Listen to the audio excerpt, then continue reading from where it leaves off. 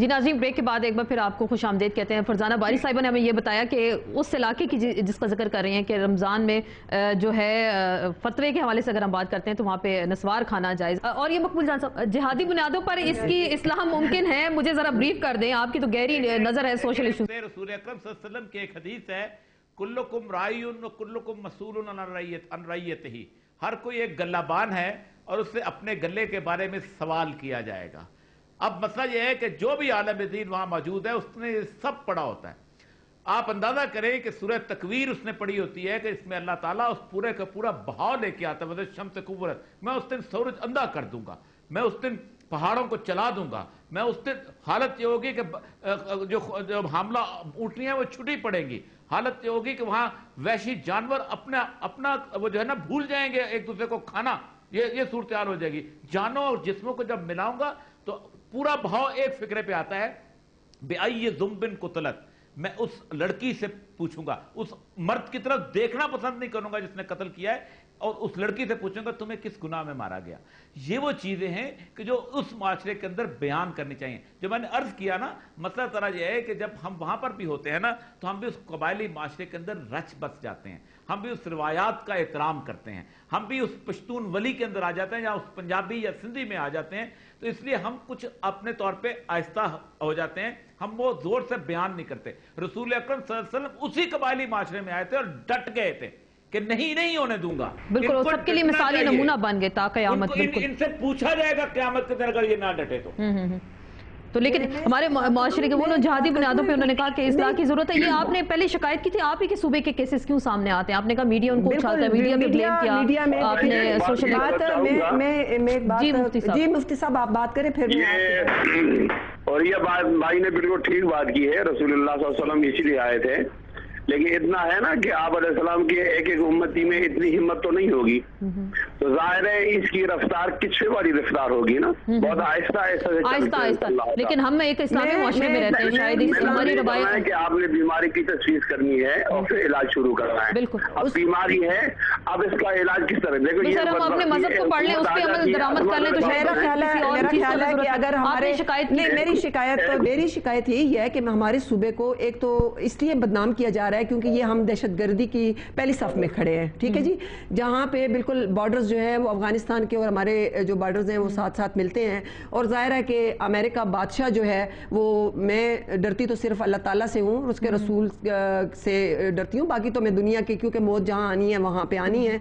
मुझे ये बताया जाए कि मैं अपने सूबे की इसलिए शिकायत करती हूँ कि मेरे सूबे में कल की बात है कि मेरे घर के पास चमकनी थाना है, वहाँ पे दो पूरी डॉट्स ने जो हैं वो पूरी पिकअप्स जो हैं वो असले से भरी हुई अमेरिकन लेकर आ रहे थे। अमेरिकन के लिए कौंसल जनरल खुद गया और उसने वहाँ पे जाके उनकी जमानतें करवाई। शिकायत देखिए फिर आप लोगों के हवाले से की जाती है। मैं ये पॉइंट उठा लूं कि वो आप कह रही हैं कि उस पे सोशल एक्टिविस्ट जो आप लोग नहीं बोलते, ड्रोन पे आप लोग नहीं बोलते, और जो इस तरह के वाकयात होते हैं आप उस पे थाने में जाता है और वो उनको अपने लोगों को जवाब देंगी। और इसके बाद ड्रोन पे कभी आप लोगों ने शोर मचाया? देखिए ड्रोन पे अगर आप पूछें, उसमें भी मासूम खवातीन बच्चे उसमें भी मारे गए। देखिए आप सिविल सोसाइटी किसको कहते हैं? अगर आपके जहन में सिविल सोसाइटी एनजीओ है तो मैं वाजे कर दूं कि मेरा एनजीओ के साथ कोई ताल्लुक नहीं, मैंने कभी किसी एनजीओ के लिए काम नहीं किया। एनजीओ के साथ मतलब ये कि उनकी, क्योंकि उनके इश्यूज ऐसे होते हैं जो अक्सर ह्यूमन राइट से रिलेटेड होते हैं, तो मैं उनके साथ नजर आती हूँ।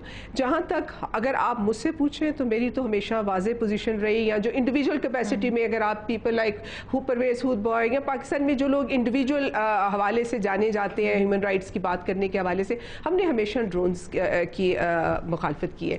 बाकी एनजीओ तो सिर्फ सिविल सोसाइटी नहीं है ना, आपकी पॉलिटिकल पार्टी सिविल सोसाइटी है, वहाँ से भी ड्रोन के खिलाफ बात उठती है, आपके जो बाकी प्रोफेशनल ऑर्गेनाइजेशंस हैं वहाँ से भी उठनी चाहिए।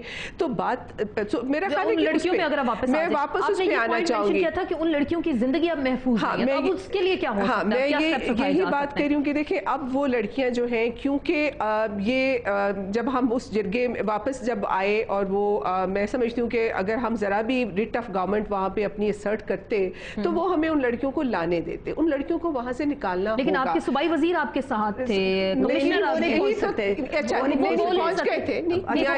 पहुंच गए।